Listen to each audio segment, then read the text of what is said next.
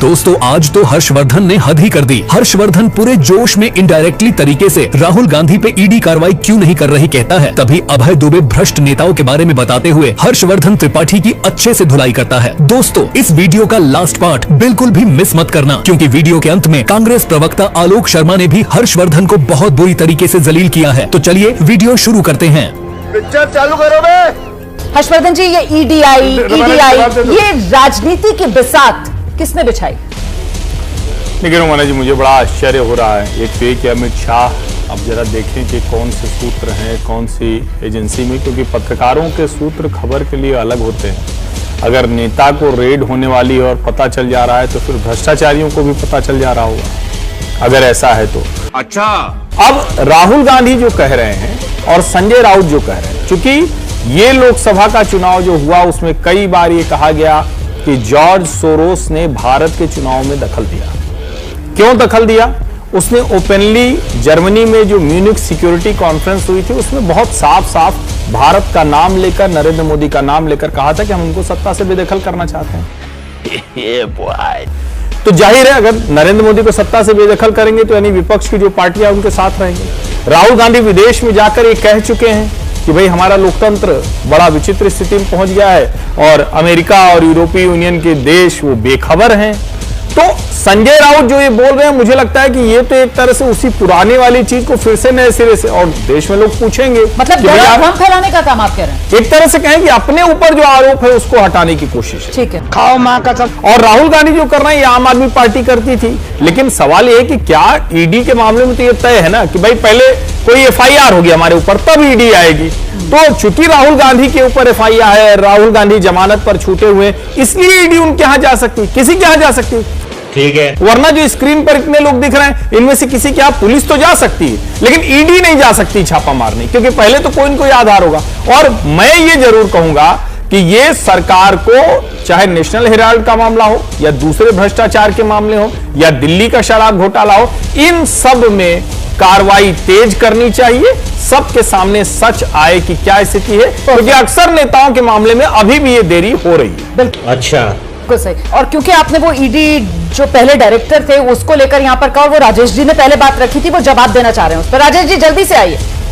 मैं तो हर्षवर्धन जी का धन्यवाद करना चाहता हूँ कि सीधी अपील उन्हें हमारे देश के गृह मंत्री अमित शाह जी से कर दी कि वो अपने लोगों को टाइट करें। तो मैं तो कह ही रहा हूँ कि वो चला ही रहे हैं, अब टाइट कर रहे हैं कि ढीला कर रहे हैं। अभी हर्षवर्धन जी ने मान लिया कि अमित शाह जी टाइट तो ढीला कर सकते हैं, जो वो कहेंगे वो करेंगे। आपका बहुत बहुत धन्यवाद सर।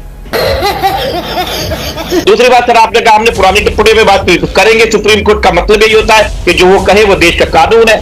तीसरी बात आपने कही कि जो मिश्रा जी की बातें करी, हमें व्यक्तिगत कोई दिक्कत है नहीं, मिश्रा जी से हमें क्या दिक्कत है, कोर्ट प्रति उन्होंने कह दिया। और चौथी और आखिरी बात, आपने कहा कि ईडी एफआईआर के बाद आती है। सर ईडी नोटिस दे सकती है, किसी भी केस में आपको नोटिस देगी, आपको जाना पड़ेगा, आपको बुलाएंगे और वहीं पे गिरफ्तार कर देंगे। आप सर ईडी का कानून पढ़िए, आपने शायद 2018 से पहले का पढ़ लिया है।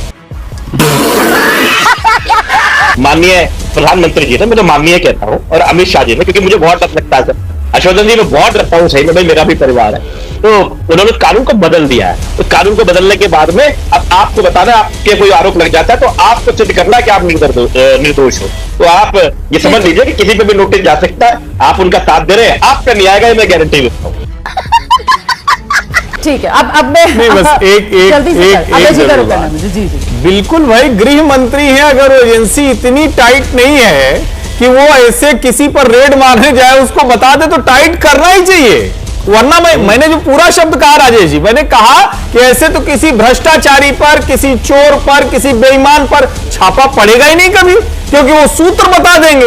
तो जरा ये समझिए, नहीं ना मान जाए, भ्रष्टाचारी चोर और सबकी तुलना कहा राहुल गांधी का। नहीं, मैं तो उस बात से कह रहा हूं, मैं किसी को ये नहीं कह रहा हूं, लेकिन मैं इस बात से कह रहा हूं कि एजेंसी के अधिकारी अगर कोई खतरा है, इंसाइडर है, ये जबरदस्त है। मतलब राजेश जी, ये जबरदस्त चलिए अभी तो हमने ऐसा कुछ किया नहीं है, हमने से किसी को कोई खतरा नहीं, उसके लिए हमें कुछ करना भी पड़ेगा ना, बड़ा साहस चाहिए उसके लिए। आप लोग अपनी राजनीति जो है वो अपने तक ही सीमित रखिए। मैं बहन डर गई। अभय जी के पास जा रही हूँ। अभय जी प्लीज आइए सर। ये ईडीआई और सवाल वही, ये राजनीतिक बिसात ईडी को लेकर आखिर किसने बिछाई सर?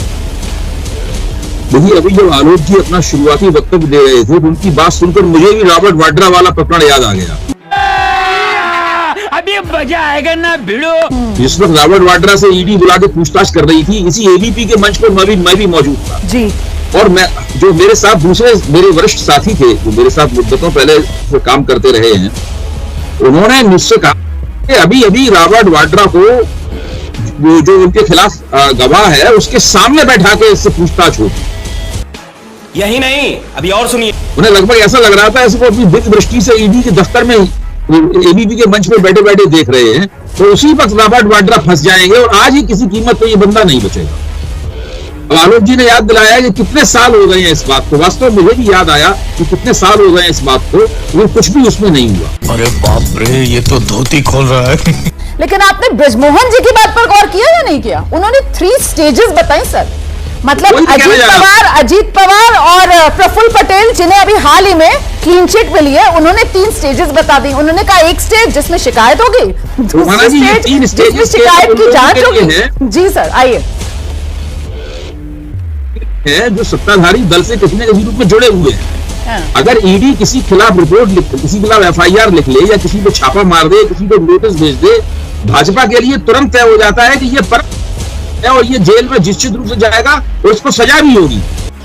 अरे देवा, तो ये फौरन ही उसका एक राजनीतिक पूरा एक प्रपंच रच दिया जाता है और भ्रष्टाचारियों के खिलाफ एक राष्ट्रीय संग्राम शुरू हो जाता है। विपक्ष ने इसको लोकसभा चुनाव में मुद्दा बनाया। मुद्दा बनाकर विपक्ष ने अपनी चुनावी मुहिम में लगातार कहा कि इस जांच एजेंसियों द्वारा विपक्ष के ऊपर अत्याचार हो रहा है, विपक्ष का दमन हो रहा है, हम लोग इसके खिलाफ खड़े हुए हैं। विपक्ष के चुनावी नतीजे में जो सुधार हुआ है, मैं मानता हूं विपक्ष इस मुद्दे का भी उसमें हाथ है।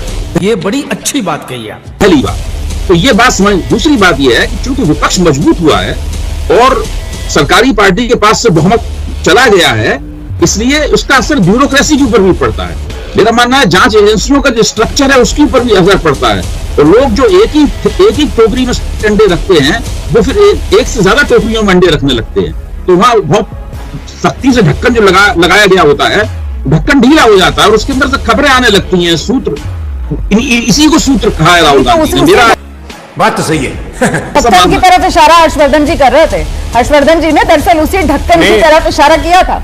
लेकिन नहीं, वो खुल गया है ढक्कन। खुल गया था ढक्कन। वो अब दोबारा बाइक नहीं हो सकता। सरकारी पार्टी की ताकत। रोमाना जी आ रही हूँ सर, एक मिनट, दोनों जरा पत्रकारों को तो बात करने दीजिए ना। यहाँ पर देखिए किस तरीके से ढक्कन मैं तो बड़ी गंभीरता से सवाल कर रहा हूँ कि इस सरकार में तो ये मामला दर्ज नहीं हुआ था।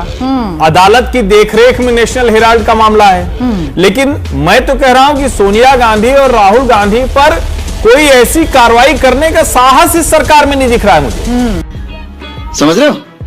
मैं तो ये सवाल खड़ा कर रहा हूं क्योंकि अगर मामला अदालत में है, जमानत पर हैं ये लोग, फिर भी सरकार कोई भी उस तरह की कार्रवाई करने से डरती है। आखिर अरविंद केजरीवाल को तो गिरफ्तार कर लिया, तब तो यही कांग्रेस पार्टी थी जो लगातार कहती थी कि ये शराब घोटाला है, बहुत बड़ा भ्रष्टाचार है, ये लोग क्यों गिरफ्तार नहीं कर रहे हैं? अरविंद केजरीवाल की तो गिरफ्तारी हो गई। उसके बाद तो सर फिर ये लोग साथ में भी आ गए और कहने लगे नहीं, वो तो खैर इन लोगों का राजनीतिक मसला है, लेकिन मैं कानूनी आपने जो बात कही ना, आपने कहा कि सरकार जो है, आप कह रहे हैं साहस नहीं दिखा पा रही है ना। आपने ये कहा कि सरकार गांधी परिवार के खिलाफ एक्शन लेने में साहस नहीं दिखा पा रही। तो गेम बजाना पड़ेगा। लेकिन अभी आज मुझे बड़ा आश्चर्य हुआ, हर्षवर्धन जी मोदी सरकार को कायर कह रहे हैं। मतलब आज वैसे ही इतनी बारिश हो रही है हर्षवर्धन भाई, 2 दिन से दिल्ली डूबी पड़ी है।